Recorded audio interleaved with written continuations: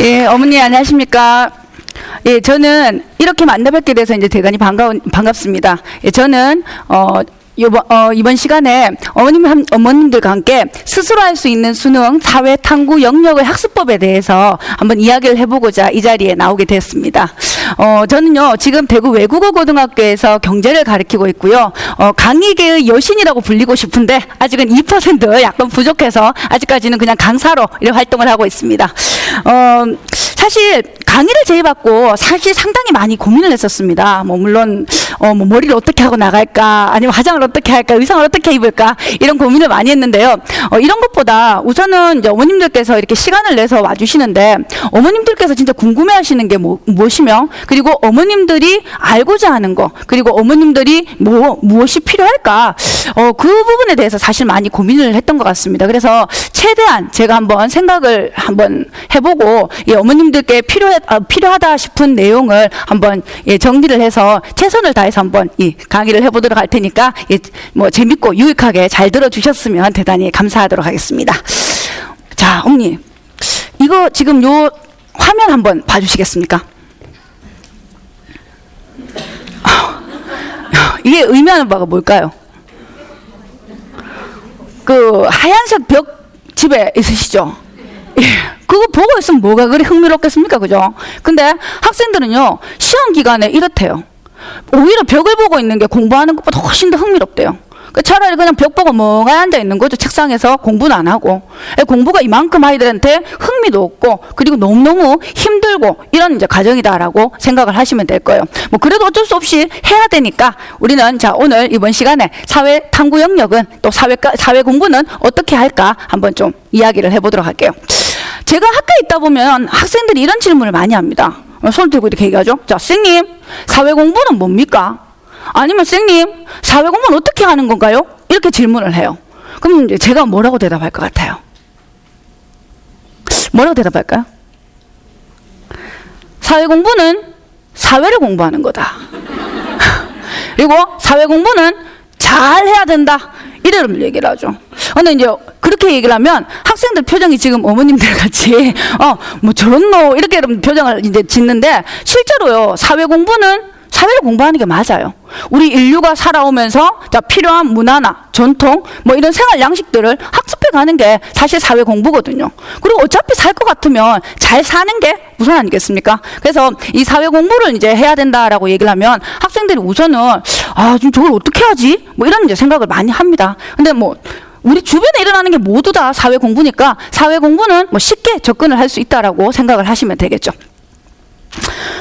우선 사회 공부를 제일 잘하기 위해서는요, 저는 과감히 말씀을 드려요. 사회에 대해서 흥미를 가져야 된다. 특히 이제 문과 학생들 같은 경우에는 사회 공부 다 재밌어 해요. 흥미는 가져요. 단지 이제 시험을 치기 싫어할 뿐이죠. 예, 사회 과목 전부 다 이제 흥미를 가지고 있습니다. 어머님들도 그 고등학교 때 사회 과목 좋아하시지 않으셨습니까? 많이 좋아하셨을 거예요. 특히 이제 사회 선생님들. 남자 선생님들 나오시면요, 막 좋아 죽습니다. 저 같은 경우에도 학생들이 물어요. 선생님, 왜 선생님은? 저는 일반 사회교육과를 나왔거든요. 저희들이 사회과 영역에서 조금 이따 설명을 드리겠지만, 사회 탐구 영역은 여러 개의 영역으로 이제 나눠지게 됩니다. 그런 영역 중에서 이제 저는 일반 사회교육과를 나왔는데, 일반 사회교육과를 선생님 왜 갔어요? 지리도 있고 역사도 있고 윤리도 있잖아요. 이렇게 얘기를 하는데, 저는 학생들에게 이렇게 얘기하죠. 내가 고등학교 3학년 때 나를 가르치던 사회문화 선생님을 사랑했단다. 이렇게 이제 이야기를 해요. 사실은 저 고등학교 3학년 때 사회문화 선생님을 사랑한 것보다는요, 그분의 아들을 그분 아들이 참 잘생겼거든요. 그래서 어때 한번 해보려고 공부를 열심히 했던 이런 기억이 있는데, 우선 그렇게 해서라도 사회 과목에 흥미를 가지든지 아니면은 아니면 이런 경우도 있죠. 제가 이제 학부모님들하고 상담을 하다 보면요, 이제 학부모님들이 이런 질문을 하십니다. 선생님, 우리 아가요, TV를 너무 많이 봐요. 드라마도 많이 보고요, 영화도 많이 보고요, 책도 많이 봐요. 이렇게 얘기를 합니다. 근데 여기서 책이다. 그럼 어머님 생각하십니다. 책을 많이 보는데 무슨 문제지? 여기서 책이란 교과서나 문제집이 아니겠죠. 만화책. 그러다 보니까 이제 막 이렇게 고민을 얘기를 하시는데요. 저는 그때 이제 얘기를 합니다. 어머니, 그런 애들이 사회는 잘해요. TV 다 사회 아닙니까? 사건 사고 그게 다 사회예요. 드라마 인간관계 아닙니까? 다 사회 잘해요. 이런 이제 이야기를 하거든요. 그래서 사실 이제 저희들이 사회과에서 근대사회로 넘어오게 되는 가장 결정적인 계기를요, 두 가지 사건으로 이야기를 합니다. 시민혁명하고 산업혁명을 들 수가 있거든요. 시민혁명, 어머니 어릴 때 배웠던 거 기억나십니까? 머리 터지지 않으셨습니까? 저는요, 제가 고등학교 때 시민혁명을 배울 때요, 진짜 미치겠는 거예요. 막 연도를 외워야 되고, 남의 여러분들 뭐 이런 거 나오잖아요. 상공업으로 부를 축적한 부르주아가 이제 뭐 계몽사상에 의해서 눈을 떴다. 눈을 뜨고 자기 불합리함을 이제 뭐 억울함을 풀기 위해서 노력을 하다가 뭐 여러분 세금이 모자라니까 삼부회를 열었다.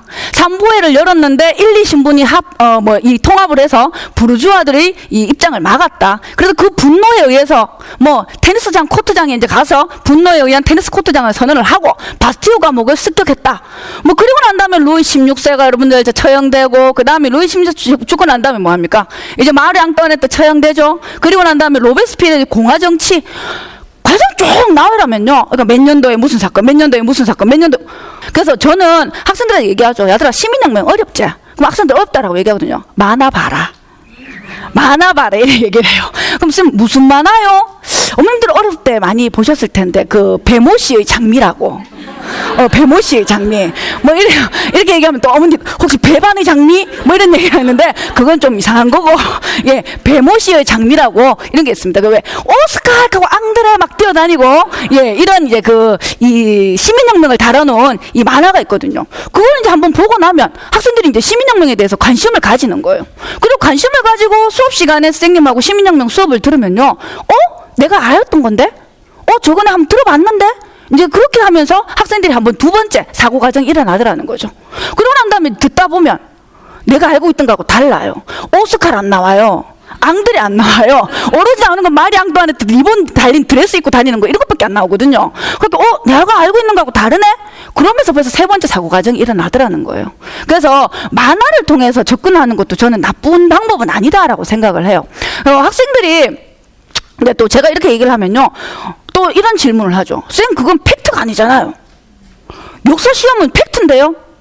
근데 팩트가 아니다 하더라도 실제로 허구를 통해서 관심을 가질 수 있다면요. 절반은 성공을 할 수 있다라고 생각을 합니다. 자, 이제 본격적으로 사회탐구 영역 어떻게 공부할까? 사회과 학습 방법에 대해서 한번 이야기를 해볼 거예요. 자, 제가 이번 시간에 어머님들하고 이제 강의를 해야 될 이제 그 컨텐츠입니다. 이제 그 순서라고 얘기를 하죠. 자, 첫 번째는요, 사회 과목의 특징에 대해서 어머님들께 이제 이야기를 할 거예요. 그러니까 일반적으로 국어나 영어나 수학보다 사실 사회 과목은요, 조금 범위도 많고, 그리고 내용 자체도 방대하기 때문에 이런 이제 사회 과목의 특징에 대해서 한번 말씀을 드리고자 하고요. 두 번째는 사회과 공부는 이제 어떻게 할까? 진짜 이 영역, 이 넓은 범위를 어떤 식으로 공부하는 게 훨씬 더 효율적으로 공부를 할 수 있을까를 한번 살펴보고자 하고요. 자, 그리고 세 번째는 수능에 있어서 사회탐구 과목이 사실 상당히 많이 변했습니다. 수능이 1994년도인가요? 94학번 때부터 수능을 친 걸로 알고 있습니다. 94학번 때부터 이제 수능을 쳤는데 사실 언어 영역 그대로 갔습니다. 그리고 수로 영역 그대로 갔거든요. 그리고 외국어 영역도 그대로 갔어요. 근데 유독 탐구 영역에서 사회 탐구하고 과학 탐구 영역이 많이 이제 변천을 이제 가져오더라라는 거예요. 그리고 지금 또 작년에만 해도 또 변했지 않습니까? 그래서 수능에 있어서 사회 탐구 과목이 어떻게 변했느냐를 한번 살펴보게 되고, 그리고 이제 어머님들이 진짜 궁금해 하시는 거. 윤리, 역사, 지리, 일사. 이거 어떻게 공부해야 되노? 여러분들 한번 좀 이야기를 해보도록 하죠. 어머님들 여기 한번 봐주실까요? 이건 뭘까요? 이게요, 학생들이 수능을 준비할 때 사회탐구 영역을 시작하는 시점을 나타낸 겁니다. 지금 대부분 보시면요, 고등학교 3학년 때 여름방학, 아니면 고등학교 3학년 1학기. 그러니까 대부분 고등학교 때, 이제 고등학교 3학년 때 학생들이 이제 준비를 하더라는 거죠. 그리고 이때 준비하는 학생들은 대부분 이런 생각을 합니다. 선생님, 사탐은 안 되면 외우면 되잖아요. 암기 과목 아닌가요? 이렇게 얘기를 합니다. 자, 그래서 사회탐구 영역을요, 이제 공부를 했을 때 학생들이 가장 심각하게 가지고 있는 오해 몇 가지 베스트 7이라고 얘기합니다. 자, 첫 번째 오해에 대해서 한번 풀어보도록 하죠. 우선 사탐 과목은 단순한 암기 과목이다. 어머님, 사탐 과목은 암기 과목일까요? 자, 대부분 예라고 얘기를 하세요. 근데요, 사탐 과목은 이제 암기 과목이 아니에요.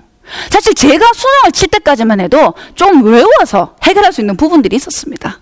달달달달 외우는 거 있잖아요. 그러면 우리 막 빡빡이 한다 그러죠. 연필을 막 새까맣게 칠해가면서 외워가 해결할 수 있는 부분이 분명히 있었습니다. 근데요, 이제는 이렇게는 안 되더라는 거예요. 특히 2006학년도에 평가원 모의고사에서 이제 지리 영역에서요, 문제 너무 쉽게 나와버린 거예요. 그러니까 암기로 풀 수 있을 만한 문제들이 이제 몇 문제가 출제가 되다 보니까 이제 난이도 조절에 실패했다는 엄청난 비난을 받게 됩니다. 그러면서 이제는요, 이런 암기로 문제를 풀 수 있는 내용을 사탐 영역에서는 문제를 내지는 않습니다.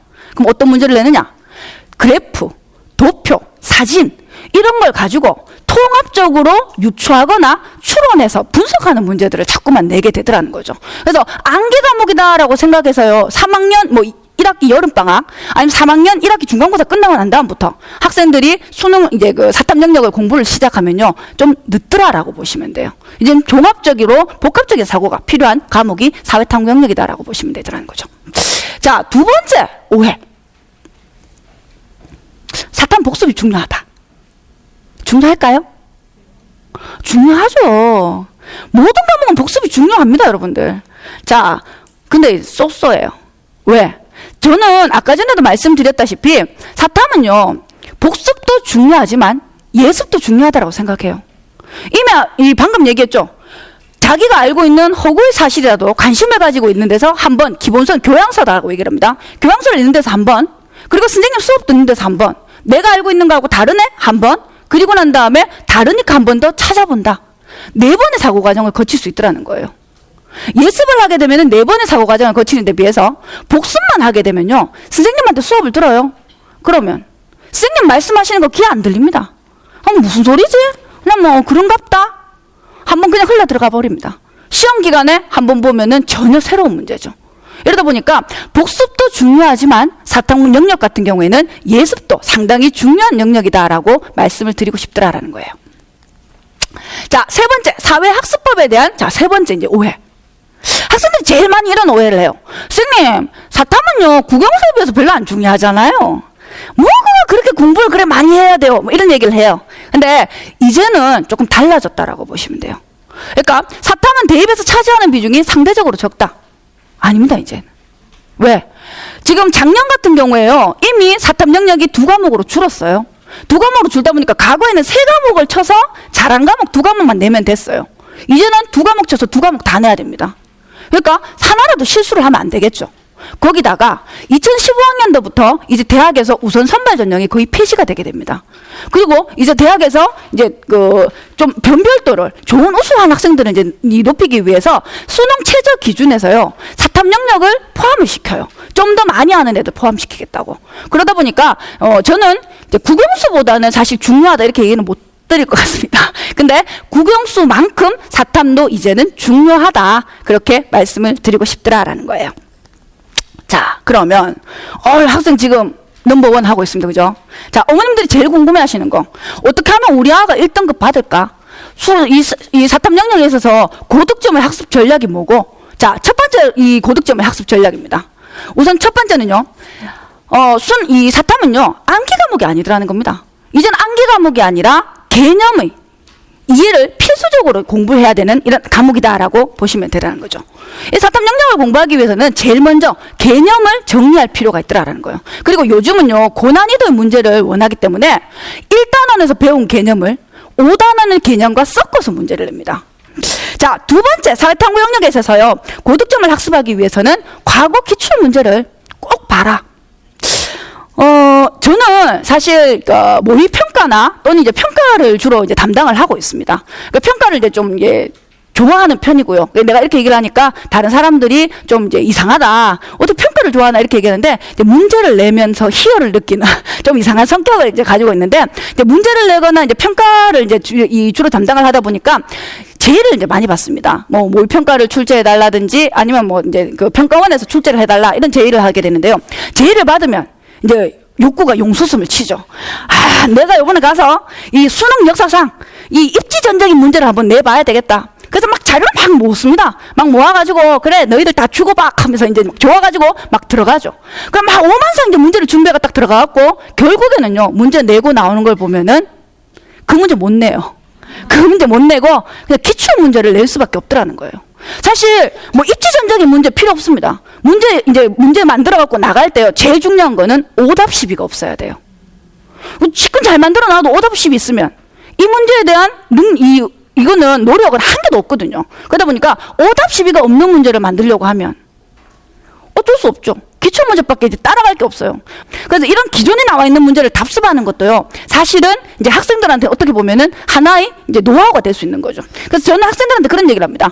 너희들이 사탐 영역이나 국영수에서 어떠한 과목을 공부하더라도 최소한 3년 정도의 평가원 시험과 그리고 3년 정도의 모의평가는 무조건 풀어라. 3개년의 모의평가와 수능 문제는 반드시 풀 필요가 있더라는 겁니다. 이 출제진의 로테이션 영역이요, 사실 3년 정도거든요. 그래서 3년 동안, 네가 시간이 좀 더 있으면 난 5년 또 괜찮다고 본다. 그러니까 3년에서 5년 정도의 평가원 문제는 반드시 풀어봐라.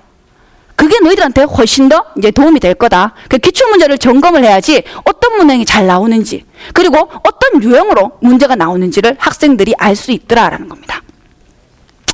자, 세 번째 사회탐구 영역에서의 고득점을 하는 학습법으로는요, 각종 자료와 분석에 관심을 가져라. 이런 말씀을 드리기 대단히 좀 죄송스러울 수도 있는데요. 저희들은 그런 얘기를 합니다. 문과 학생들은 표와 그래프를 잘 못 읽는다. 사실 표하고 그래프 나오면요, 학생들 힘들어해요. 개념은 몇 번만 연습하면 사실 애들 다 따라가거든요.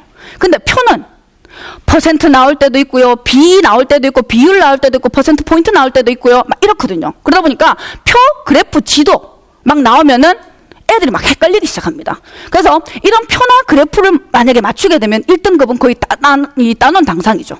근데 이거를 못 맞추면은 2등급에서 3등급으로 막 내려가기 시작해요.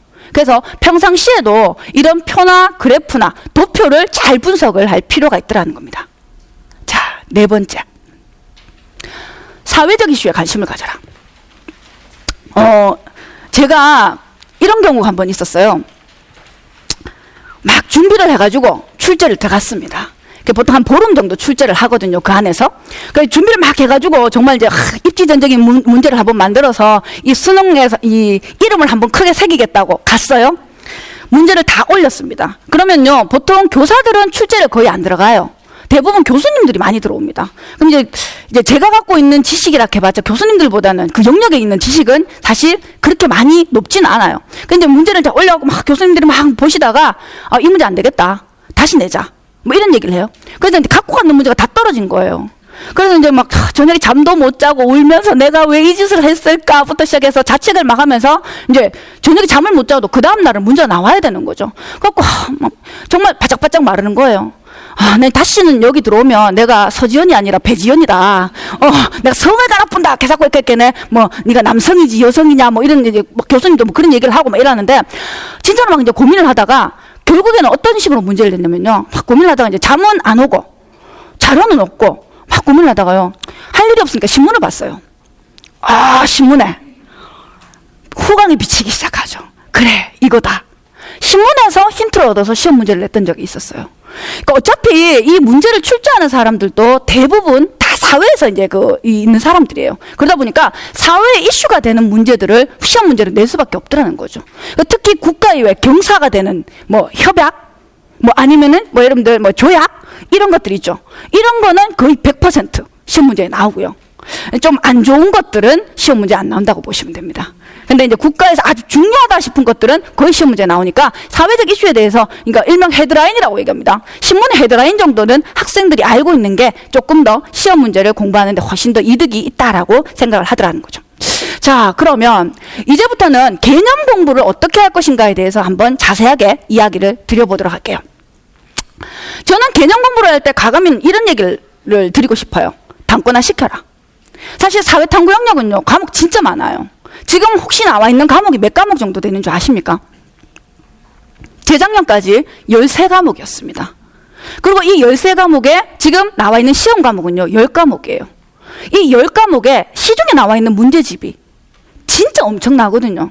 그 문제 다 다 보고 들어갈 수는 없어요. 저는 제가 정말 깜짝 놀랐던 게요. 제가 이제 주로 사회문화, 저는 일반 사회를 전공하기 때문에 사회문화를 주로 이제 출제를 많이 합니다. 저는 깜짝 놀랐던 게 저도 웬만하면 시중에 나와 있는 문제집 다 본다라고 생각을 하고 이제 있었는데요. 나중에 이제 사회문화 문제집을 검색을 해보니까 사회문화를 가지고 이 문제집을 낸 게요. 50건이 넘습니다. 이 50건 어찌 다 봅니까? 그러니까 이 50건을 다 볼 수는 없으니까 내한테 맞는 가장 기본이 되는 이 문제집이나 아니면 기본서로 내가 여러분들 단권화를 시킬 필요가 있더라라는 거예요. 단권을 선택해서 핵심적인 내용을 압축해라. 단권화를 할 때 가장 중요한 내용은요. 자, 우선 첫 번째. 내한테 맞는 기본서를 찾아야 합니다. 자, 기본서. 뭘 쓸까? 제일 쉽게 학생들이 접근하는 게 그냥 학교에서 배우는 교과서예요. 자, 두 번째. 우리 학생들 인강 많이 듣죠? 인강할 때 쓰는 온라인 교재. 그 다음에 자료가 많은 참고서. 그리고 기출 문제집. 이 중에서 학생들한테 맞는 이 기본서를 찾으시면 제일 좋습니다. 자, 근데 사실 교과서 같은 경우에는 어머님들도 어린 시절에 공부해 보셔서 알지만 교과서 그 눈에 잘 들어오던가요? 내용 진짜 많잖아요. 근데 사실 교과서가 제일 좋은 기본서가 맞거든요. 그러니까 우리나라에서 최고로 난다 긴다 하시는 분들이 지필진으로 들어가서 개념을 가장 정확하게 잡아놓은 게 교과서입니다. 근데 그 교과서로는요, 사실 공부하기 되게 어렵습니다. 그래서 저는 교과서로 기본서를 잡는 경우에는 주로 이제 역사 교과서 같은 경우, 역사 같은 경우에는 이제 공부할 때 교과서로 기본서를 잡으면 훨씬 더 도움이 될 거예요. 근데 그 외의 경우에는 사실 너무 이제 방대한 분량이 있고 이걸 가지고 이제 아니면은 교과서는 문제가 없기 때문에 우리가 적응하기가 좀 어렵기 때문에 실제로 이제 교과서는 조금 얘들아 한번 생각해 볼 필요가 있지 않느냐라는 이제 이야기를 하죠. 두 번째 기본서로 이제 가장 많이 또 사용되는 게 학생들 온라인 강의 교재입니다. 일명 인강 교재죠. 이 인강은 우선 돈을 내야 됩니다. 그죠? 공짜로 해결되는 게 아니라서 돈을 내야 되기 때문에 진짜로 강사들이 열과 성을 다해서 만들어 놓습니다. 기존에 기출 문제 나오고요. 막 자기네들 알아서 이제 개념을 적죠. 그래서 이제 온라인 강의 교재로 이 기본서를 작성을 하면 그것도 괜찮아요. 느낌은. 자, 근데 이 인강의 가장 큰 문제는 강사에 따라서 내용의 정리 방식이 너무 달라요. 그래서 자기한테 맞는 강의면, 그러니까 자기한테 맞는 강사의 정리 방식이면 학생들이 쉽게 접근을 합니다. 근데 내가 나 이 사람 이제 유명한 사람 듣겠죠? 이 사람 이제 인간 강의로 해야지 잡았는데 내하고 너무 안 맞는 거야. 안 맞으면요, 이 온라인 강의 교재는 학생들이 보기 싫어하는 교재가 돼버립니다. 그래서 자기한테 잘 맞는 이런 강의 교재를 이제 잡는 게 좋더라라는 거죠. 자, 세 번째 참고서예요. 아주 자료가 많죠. 문제도 아주 많아요. 그래서 공부를 기본적인 개념을 정리하는데 참고서 괜찮습니다. 그러니까 일명 여러분 수능 특강, EBS 수능 특강 이런 걸로 접근해도 괜찮아요. 근데 너무 많더라는 거예요. 내용 자체도 너무 많기 때문에 학생들 중에서 꼼꼼하게 한번 이제 처음부터 보는 학생들 같은 경우에는 이 참고서 괜찮습니다. 근데 이제 나중에 막판 돼서 우리가 초치기하고 분치기 할 때 이때의 기본서로는 사실 내용이 너무 많아서 그거는 조금 이제 고려를 할 필요가 있고요. 기출 문제집은 내용을 한번 정리하고 난 다음의 이제 세컨드 교과서, 세컨드 이 기본서로 사용하기가 좋은 게 바로 기출 문제집이에요. 그러니까 학생들이 쭉 시중에 나와 있는 여러 가지 이런 기본서의 내용들을 보고 자기한테 맞는 걸 우선 한 개 선정을 해서 우선은 이 정리를 하는 게 필요하다는 거죠. 자, 기본서를 선정했으면 이제 뭐 할까요? 책만 샀어. 책상 위에 얹어놓을까요? 저 어릴 때 그런 거 많이 써요. 아빠 돈 줘 이래가지고 책 사가 처음에 살 때는 공부를 정말 열심히 하려고 샀어요. 책상 위에 얹었죠. 수능 다 끝나고 버렸어요. 그래서 이게 처음에 이제 기본서를 사서 그 다음 두 번째 해야 될게요. 자, 두 번째 이제 기본서를 저는 선정을 했으면요, 이제는 정리를 해야 되죠. 자, 정리를 어떻게 할까? 그럼 이 학생들한테 정리해라, 기본서 해갖고 정리해라 이렇게 얘기를 하면요, 학생들 용어부터 시작해서 지가 책을 한 권 만듭니다. 그럼 돈 주고 기본서 달 필요 없죠. 자, 키워드를 정리할 때는요, 우선 용어, 뜻, 특징, 예시 순으로 정리하는 게 제일 좋습니다. 그럼 이거 선생님 용어 다 쓸까요? 자, 사회화. 자, 뜻, 사회를 살아가는데 필요한 전통이나 문화를 학습해가는 과정 다 적을까요? 아유, 그거 시간 너무 많이 걸려요.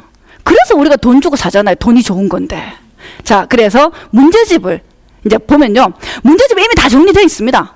용어, 뜻, 사례까지 다 나와 있죠. 그러면 이제 학생들이 공부하다가 자기가 잘 정리가 안 되거나 아니면 잘 모르겠는 부분이 예시들이 있을 거예요. 그런 예시들만 이렇게 이제 포스트잇이나 간단하게 정리를 하면 시간도 훨씬 더 단축되고 보기도 편해지더라라는 거죠. 알맹이를 뽑아서 키워드로 이제 정리하는 게 두 번째 이제 방식일 거예요. 자, 정리가 다 끝났어요. 정리가 다 끝나면 박물관에 유물처럼 보존할까요? 그건 안 되잖아요. 자, 이제 진짜로 써야 되죠. 실제로 시험 기간에도 써야 되고요. 지 공부할 때도 써야 돼요. 자, 그러면 세 번째 뭘 해야 되느냐? 쓰기 편하게 나만의 정보 검색 장치를 만들어야 해요. 우리 학생 때 공부하실 때 혹시 선생님들 중에서 그런 거 많이 해보신 그 선생님들도 계실 수 있어요. 그 빨강 펜, 파랑 펜, 검은 펜. 자, 얘들아, 오늘 자, 별표 2개, 뭐 이런 거. 자, 이건 정말 중요하니까 은하수 미친 듯이 그리자, 뭐 이런 거. 자, 이렇게 하는데, 실제로요, 저 같은 경우가 이런 색깔 펜에 많이 의존을 하는 편이에요. 그러니까 저는, 빨간색, 파란색, 이게 되게 나쁜 방식이다라고 얘기를 할 수 있는데, 저는요, 이제 빨간색, 파란색, 학생들한테 빨간색, 파란색, 검은 펜만 쓰는데, 제가 공부할 때는, 그러니까 정말로 색깔로 칠해요. 정말 이 책을 보면 아름다워서, 황홀할 정도로, 뭐, 진짜 중요한 거는 빨간색. 그 다음 중요한 건 주황색. 이렇게 막 이제 색칠을 칠하면서 공부를 하거든요. 그럼 한번 읽었죠? 칠하면서 한번 또 공부를 해요. 그러고 난 다음에 다 칠해놓고는 혼자 뿌듯해 합니다. 아름답군. 쭉 보고 있으면 거기서 색감에 따라서 외워지는 부분들이 있더라고요. 그래서 시험을 칠 때 이제 그 부분이 이제 기억이 안 난다. 그럼 이제 가만히 생각하죠. 그 부분 내가 주황색으로 칠했던 것 같은데? 주황색? 가만히 떠올려 보면요, 그 주황색 밑에서 글자가 스물스물 기어 올라와요. 예, 그렇게 이제 공부를 하는 방식도 있고, 학생들에 따라서 조금 다르겠죠. 근데 이제 이 검색 장치를 할 때는요, 우선은 이 정보의 중요도에 따라서 색깔로 구분하는 게 좋아요. 시험에 진짜 잘 나오는 부분, 아니 정말 중요한 기본적인 개념, 빨간색으로 색칠하죠. 그 다음에 이제 반드시 외워야 되는 내용들, 개념들, 파란색으로. 그리고 나머지 부분들은 검은색으로. 이렇게 하면 나중에 진짜로 이제 수능 치기 전에 한 10분 정도 남았을 때 있잖아요. 진짜 급하다. 막 찾아요. 그럼 빨간색만 보고 들어가도 학생들 기억에 남아요. 그래서 우선은 색깔을 통해서 정보의 중요도를 한번 구분을 해주는 것도 도움이 되더라는 거예요. 자, 두 번째는요, 색연을 만들어라. 우리 그 책 옆에 이렇게 포스트잇 너덜너덜하게 틱틱틱 붙어 있는 거 있죠. 그거 필요해요. 그러니까 옛날에는 제가 이제 고등학교 다닐 때는 제가 이제 그렇게 색연을 이제 붙였어요. 색연을 막 붙이니까 선생님들이 니는 공부도 뭐 하는 게 왜 이렇게 자꾸 책을 더럽게 쓰느냐 이래 얘기를 했는데, 근데 그게 사실은 공부하는데 되게 많이 도움이 됐어요. 그러니까 이런 식으로 이제 옆에 보면은 포스트잇을 붙여놓죠. 그러면 내가 모르는 부분에 있어서 포스트잇이 붙었기 때문에 급하면 그 부분만 꺼내서도 읽을 수 있더라는 겁니다. 그래서 색연을 이제 만들어서 접근을 하는 것도 나름 도움이 되더라는 거죠. 자, 다 했으면 이제 뭘 하느냐? 시험을 쳤어요. 자, 공부했다고 다 맞출까요? 공부해서 다 못 맞춰요. 공부했다고 다 못 맞추거든요. 왜? 출제자도 자존심이 있는데 100점 이런 거 싫어하거든요. 감히 뭐 이렇게 하면서 한 문제씩 이제 틀린 문제, 진짜 어려운 고난이도 이런 거 줘야지만 이제 난이도나 이제 변별도가 생겨요. 이러다 보니까 오답이 늘 발생을 할 수밖에 없습니다. 틀린 답이 발생을 해요. 자, 그러면 학생들이 진짜로 참 안타까운 영역 중에 하나가요, 틀린 영역을 자꾸만 틀려요. 왜? 그 부분에 대한 개념이 정확하게 안 잡혀 있거든요. 그러면 그 틀린 부분이 계속해서 틀리면 이제 사실 모의고사 뭐 틀리면 어때요? 제일 중요한 건 우리는 한방 수능이죠. 수능 잘 치면 되거든요. 그러니까 수능을 위해서 아이들이 틀린 개념들을 쭉 모아서 이제 그 개념들을 이제 좀 잘 볼 수 있도록 오답 노트를 이제 만드는 것도 도움이 되겠죠. 자, 오답 노트 화려하죠. 네. 이렇게 이제 만드는 경우도 있어요. 학생들 중에는. 그러니까 제가 이제 그 옛날에 이 수업했던 그 고등학교에서 법과 정치를 수업할 때의 오답 노트예요. 그래서 학생들 같은 경우에는 이런 표 문제가 나오면 많이 틀린다라고 말씀드렸잖아요. 그래서 이런 표 문제가 나오면 학생들이 이제 옆에다 이제 정리를 하죠. 그리고 이제 정리를 이런 식으로 이제 개념을 정리하는 방법도 있긴 있어요. 근데 이런 개념을 이제 정리하고 이러다 보면 오답 노트 하는데 학생들 또 시간 되게 많이 뺏겨요. 막 또 예쁘게 오려 붙이고 색칠 칠하고 막 그 왜 그림 예쁘게 그리죠. 모르겠는데 뭐 이런 그려놓고 이러는데 그렇게 하면 시간이 너무 많이 걸리니까 저는 학생들한테 그런 얘기를 해요. 오답노트는 만들되 답안지를 그냥 잘라서 붙여라. 답안지 잘려 붙이고 너 그 시간 날 때 그 답안지 그냥 한번 읽어봐라. 그렇게 이제 얘기를 해요.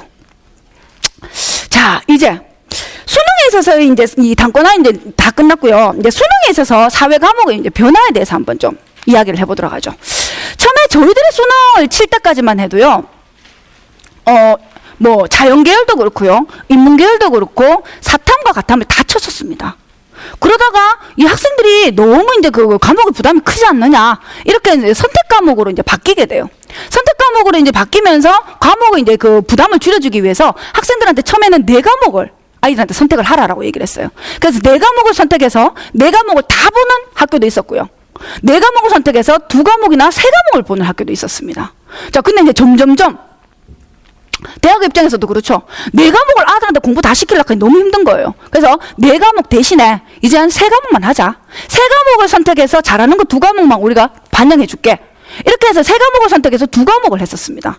자, 그런데 그럼에도 불구하고 너무 이제 범위가 너무 방대하더라는 거예요. 자, 그래서 이제 작년부터는 아예 2과목으로 바꾸겠다. 2과목 선택해가 2과목 시험 쳐서 2과목만 내 반영할게 라는 이제 쪽으로 바뀌게 되는 거예요. 그리고 교과들도 많이 변화가 일어나게 됩니다. 여기 보시면요. 2013학년도의 수능의 교과목 숫자입니다. 2013학년도에 여러분들 교과목 이제 쭉 숫자를 보시면요. 가장 이제 특징적인 게 저 같은 경우에 이제 일반 사회 영역이니까 물론 그런 것밖에 안 보이겠지만 윤리 같은 경우에 이제 2과목으로 분파가 돼요. 과거에는 그냥 윤리. 그러니까 어머님들 배우실 때 국민윤리가 이 윤리입니다. 국민윤리를 배우다가 이제 작년 6월부터 이제 생활과 윤리라는 과목이 들어오게 되거든요. 생활과 윤리와 사상으로 이제 나눠지게 됩니다. 그리고 이제 국사가 없어졌어요, 어머니. 국사가 없어졌어요. 그러니까 아직까지 어머님들 중에는 국사 아직까지 있는 거 아니에요? 라고 얘기하는데 이제 국사가 없어지고 한국사로 바뀌었죠. 그러니까 옛날에는 이제 국사, 한국 근현대사 이렇게 나눠져 있는데 이걸 통합해서 한국사로 이제 바뀌게 됩니다. 그러니까 일반 사회 영역 같은 경우에는요, 이제 법과 사회, 정치, 경제, 사회문화 원래 4과목이었습니다. 4과목이었는데 이 4과목을 하다 보니까 너무 힘든 거예요. 그래서 이제 학생들이 선택이 많이 없는 법과 사회를 좀 줄여야 되겠다라고 얘기했는데 이제 법무부가 난리가 났습니다. 학생들이 법을 안 배우면 왜 하노 이러면서 그래서 어쩔 수 없이 이 정치 과목과 통합을 하게 되죠. 그래서 법과 정치 과목으로 이제 통합이 되고요. 이제 경제하고 사회문화는 그대로 남아 있는 걸로 이렇게 가게 되죠. 지리 같은 경우에는요, 경제 지리가 이제 빠지게 되면서 이렇게 과목의 숫자가 한 과목이 이제 줄고 선택은 이제 3과목에서 2과목으로 바뀌게 되는 게 이 사탐 영역의 변화라고 보시면 돼요. 근데 여기 이 선택 과목이 3과목에서 2과목으로 주는 게 문제가 아니라요. 여기서 이제 보시면요. 가장 큰 특징이 있습니다. 바로 뭐냐? 선호되는 과목이 바뀌어요. 선호되는 과목이 지금 보시면은 늘 사회문화가 타의 추종 1위 과목이었거든요. 그리고 난 다음에 한국지리, 한국근현대사, 윤리 과목이었어요. 그런데 2014학년도가 되면 이제는 사회문화의 이 입지를 생활과 윤리가 이제 치고 올라오더라는 거죠. 윤리 교과목이 올라와 버립니다. 그리고 지금은 실제로 사회문화보다는 생활과 윤리가 오히려 사탐에서 제일 많은 선택을 받는 과목으로 다시 이제 나오더라는 거죠. 그러니까 선택 과목이 이제 이 선택의 아이들의 선택이 많이 바뀐다라는 것도 사회과의 변동에서 하나 유의해야 될 이 지점이다라고 보시면 돼요. 요거는 왜 그렇게 변화를 하느냐? 좀 이따 변별도와 이 표준 점수에 대해서 설명을 할 때 한번 말씀을 드리도록 하죠. 자, 이제 진짜 어머님들이 궁금해하시는 거, 각 과목별 공부 형식이 어떤가? 자, 사탐 영역은요, 사실 4가지 과목으로 이제 나눠지게 됩니다. 윤리군, 역사군, 지리군, 일사군으로 나뉘어져요. 자, 윤리군은 이제 2가지 과목으로 만들어지죠. 바로 생활과 윤리와 사상으로 이제 과목이 만들어지게 됩니다. 자, 2번째 역사군은요, 3가지 영역입니다. 자, 한국사가 이제 이 국사와 한국 근현대사가 합쳐져서 한국사로 되고요. 그리고 동아시아사가 새롭게 만들어졌어요. 세계사가 이제 남아있죠. 3번째 지리교과군입니다. 지리교과군은 한국지리와 세계지리로 이제 경제지리가 없어지는 이런 이제 특징을 가지게 됩니다. 자, 그리고 이제 일반사회 교과군은 법과 정치, 그리고 자, 경제, 사회문화 3가지 교과군으로 로 만들어지게 돼요. 자, 요렇게 이제 10과목 중에서 학생들은 이제 선호하는 과목 2과목을 선택해서 수능에서 시험을 친다라고 보시면 되죠. 자, 그러면 윤리교과군에 대해서 한번 설명해 볼까요? 자, 윤리. 어머니, 윤리는 어떤 학생들이 선택할 것 같아요? 윤리는 어떤 학생들이 잘할까요? 윤리적인 학생. 맞아요. 근데 저는 사실 고등학교 때요, 윤리 진짜 잘했어요. 깨알 같은 제 자랑이죠? 자, 근데 윤리 진짜 잘했는데 제 친구들이 그런 얘기를 했습니다. 네가 윤리를 잘하는 거는 비윤리적이라서 그런 거다. 네 행동하고 반대되는 것만 선택하면 안 되나? 뭐 이렇게 얘기를 했는데, 실제로요, 윤리교과군을 좋아하는 학생들의 전형적인 특징은 언어적인 능력이 뛰어나요. 언어적인 능력이 뛰어나고 한자를 쉽게 접근할 수 있는 친구들. 왜 동양사상, 우리 있잖아요. 맹자, 공자, 노자, 순자. 이 사람들이 전부 다 한자로 얘기를 하거든요. 그러니까 언어적인 감각이 뛰어나고, 그리고 논리적이고, 조금 여러분들 이 논리적인 친구들이 사실 윤리교과군을 많이 선호하는 경향이 있습니다. 근데 이 윤리교과군의 가장 큰 문제는 범위가 너무 많아요. 그렇잖아요. 공자가 일평생을 연구했어요. 책을 이만큼 만들었겠죠. 맹자가 일평생을 연구했어요. 책을 이만큼 만들었겠죠. 노자가 일평생을 연구했어요. 이만큼 만들었어요.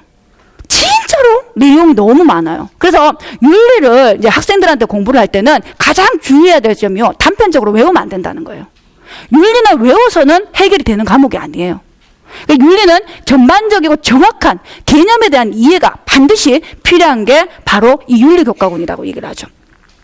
근데 윤리 과목의 또 다른 이제 장점 중에 하나는요, 그러면 이 많은 분량을 어쩌다 공부를 하나? 자, 윤리교과목의 최고의 또 장점은 1년 동안 문제집과 교과서를 계속해서 반복해서 공부하잖아요. 그러면 자연스럽게 그 부분이 외워져요. 왜냐면 책이 이만큼 많아도 거기서 핵심적인 요소로 빼나올 수 있는 문구들이 몇 개 안 되거든요. 그래서 문제집과 책을 가지고 1년 동안 계속 반복을 해요. 반복을 하면은 자연스럽게 이걸 봤을 때 야는 누구? 어느 철학자네? 이렇게 이제 접근이 되더라는 거죠. 이게 철학자가 잘 안 된다? 아니면은 이거 잘 모르겠다? 그럼 이렇게 할 때 개념 공부를 하고 난 다음에 이제 자기가 잘 모르는 부분만, 이제 취약적인 개념만 좀 뽑아서 공부를 하면 아무래도 시간을 줄일 수 있더라는 겁니다. 자, 취약 개념만 이제 선별해서 재정리를 하고, 그리고 난 다음에 6월과 9월 모의평가를 진짜로 집중해서 보셔야 돼요.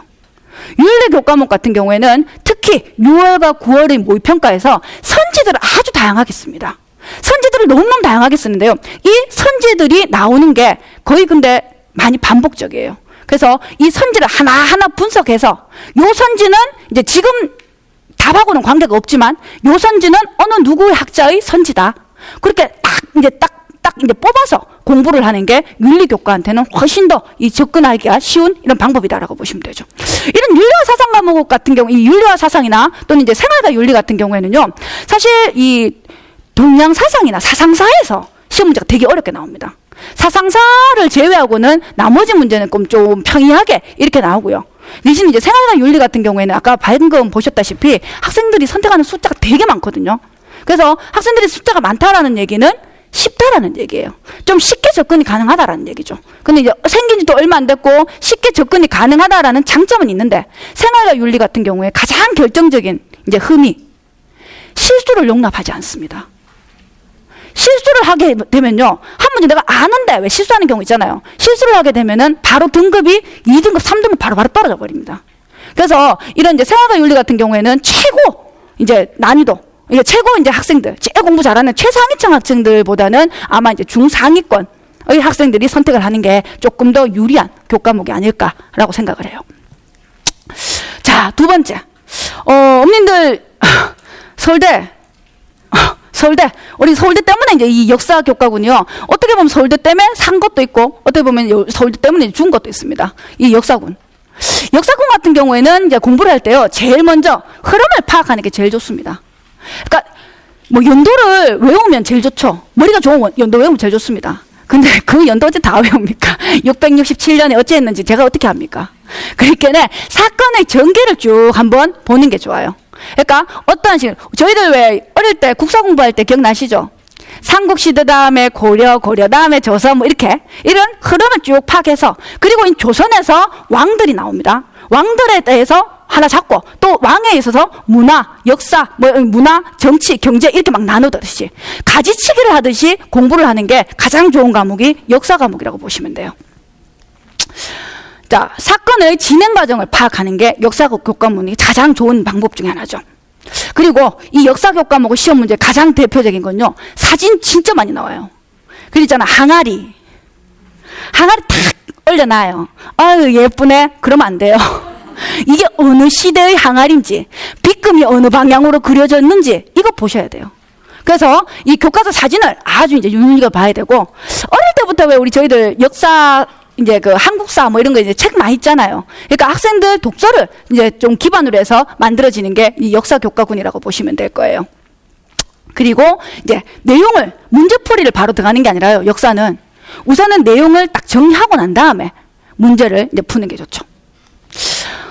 두 번째, 역사군은 뭐 예습도 좋고요. 복습도 이제 필요합니다. 뭐 아까 전에 얘기했잖아요. 틀린 거, 쌤 저거 팩트 아닌데 허군데요? 거기서 끝나보면 곤란합니다. 그럼 진짜 오스칼과 앙드레가 시민혁명 시기에 살았는 줄 압니다. 그렇기 때문에 이 오스칼과 앙드레가 안 살았는 걸 확인하기 위해서라도 복습이 필요하다라고 보시면 되죠. 그리고 이제 교양서를 읽고, 자, 기본 정리 후에 문제를 푸는 게 필요하다. 자, 요게 이제 역사 교과군의 대표적인 문제예요.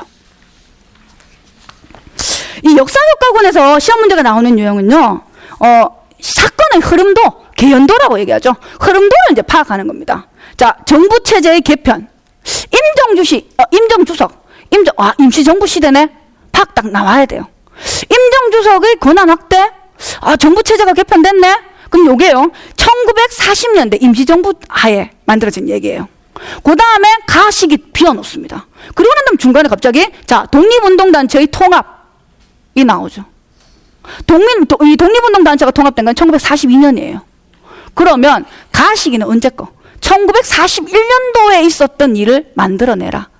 그래서 역사 과목은 논리적인 이런 접근이나 이해보다는요, 사실 암기 양이 많아요. 40년과 42년 사이 41년도에 나타난 이런 문제. 근데 사실 역사 과목을 선택하는 대부분의 친구들은 매니아가 많습니다. 그러니까 역사 과목의 매니아들. 얘네들은 이런 딱 주면요, 쉬워요. 그냥 그랬으니까 이게 정답 이래 막 나오거든요. 근데 여기서 매니아가 많다라는 얘기는 매니아가 아닌 친구들이 선택하면 피를 볼 수 있다.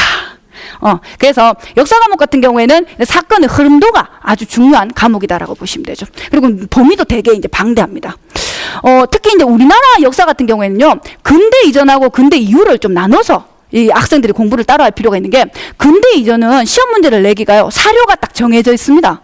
기껏해봐서 삼국유사, 삼국사기, 아니면 출토된 유물. 근데 근대 이후로가 사실은 진짜로 시험 문제 많이 나오고, 고난이도의 문제도 근대 이후로 이제 나오게 돼요. 뭐 이것도 선생님 너무 많아서 접근하기가 어려워요. 근데 어차피 인간들이 살아온 삶이고 이 흐름이다라고 생각을 한다면 이 개념을 이제 좀 이해를 하시고, 그리고 이 개념도 이 흐름을 좀 파악하시면 역사 공부를 하기가 이제 쉽더라라는 거죠. 11번 문제도 마찬가지입니다. 11번 문제도 한국 독립당, 조선민족혁명당, 이게 핵심 키워드거든요. 자, 한국 독립당 1940년입니다. 다음에 조선민족혁명당 1942년에 만들어졌어요. 그러면 이 조선민족혁명당이 나왔다라는 거는 이미 상황이 이제 끝났어요. 42년에 2년 이후에 일어난 일을 찾아내라는 겁니다. 그렇게 접근을 할 수 있다는 거죠. 조선민족혁명당이 만들어지고 이거 임시정부를 이제 어떻게 해야 된다, 이런 이제 흐름도에 따라서 문제를 풀게 되는 게 역사군이다라고 보시면 돼요. 자, 지리교과군. 저는 고등학교 때요, 지리도 상당히 좋아했습니다. 지리는 이제 선생님이 좋아서 했는데, 그 지리 선생님은 여자 선생님이었습니다. 남자 선생님이 아니라 지리 선생님은 여자 선생님이었는데 너무 재밌게 잘 가르쳐 주시는 거예요. 정말 과학적이고 탁탁탁 떨어지게. 그래서 이제 보니까 이 지리는 사실 과학적인 센스가 있는 애들이 좀 공부를 잘해요. 그러니까 좀 언어적이거나 아니면 이제 좀 포괄적인 이런 사고를 하는 것보다는 과학적인 센스가 있는 친구들이 지리를 좀 공부를 잘하는 경향이 좀 강하죠. 지리는요, 가장 전형적으로 지도가 제일 우선입니다. 그래서 지도, 특히 왜 제일 특징적인 거 이런 거 있잖아요. 이런 거 많이 보셨죠? 근데 지도가 나오면 가장 중요한 게요. 이 지도에서 힌트 찾으셔야 돼요. 야, 이 지도의 가장 큰 특징은 바로 뭐냐? 동해와 항해예요. A, B, C, D가 중요한 게 아니고 동해와 항해를 딱 떠올리면 이미 머릿속에 딱 그려져야 되죠. 동해의 D 같은 경우 지금 이죠? 호수. 동해 이. 우리 왜 속초에 영랑호 뭐 이런 거 있잖아요. 예, 그런 거. 그 다음에 지금 이 같은 경우에는 항해 가면은 사빈, 사구 뭐 이런 것들 나옵니다.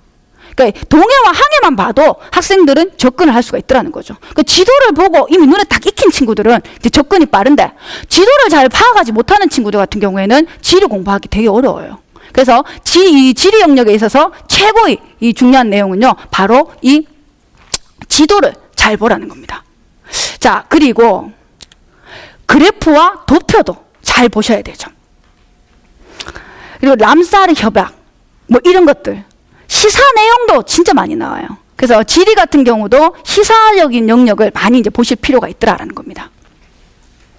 자, 일반사회교과군에 대해서 한번 말씀을 드리도록 할게요. 일반사회교과군은요, 아무래도 암기의 양이 대단히 작습니다. 그래서 학생들이 쉽게 이제 접근을 하는 이런 경향이 있는 게 바로 일반사회교과군이죠. 이런 일반사회교과군은요, 이제 개념을 응용하는 문제가 많이 이제 나오게 됩니다. 우선 첫 번째, 일반사회교과군을 공부할 때 가장 기본적인 내용은요, 바로 개념을 중심으로 공부하라라는 거예요. 그리고 이런 개념을 중심으로 모의평가 문제를 반드시 확인할 필요가 있다는 겁니다. 그리고 세 번째는 문제 푸는 시간을 단축해야 된다는 거죠. 실제로 우리가 이제 문제를 내다 보면요, 보통 가장 고난이도의 문제를 20번에 배치를 하는 경우가 있습니다. 근데 20번에 배치를 안 하고 앞쪽에 배치하는 경우도 가끔씩 있거든요. 그럼 학생들은 1번부터 문제를 막 풀어나가다가 한 3번, 4번에서 문제가 고난이도 문제가 나오잖아요. 그럼 이 문제를 반드시 풀어야 되겠다고 생각해서 막 이제 시간을 엄청나게 투자를 해요. 근데 그게 어떻게 보면 난이도를 조절하는 방법이라고 또 생각을 하실 수 있어요. 그래서 학생들한테 어려운 문제가 나오면 그 문제를 넘기고 다시 이제 풀어라. 그 뒤부터 풀고 다시 돌아와라. 이렇게 말씀을 해주셨으면 좋겠어요.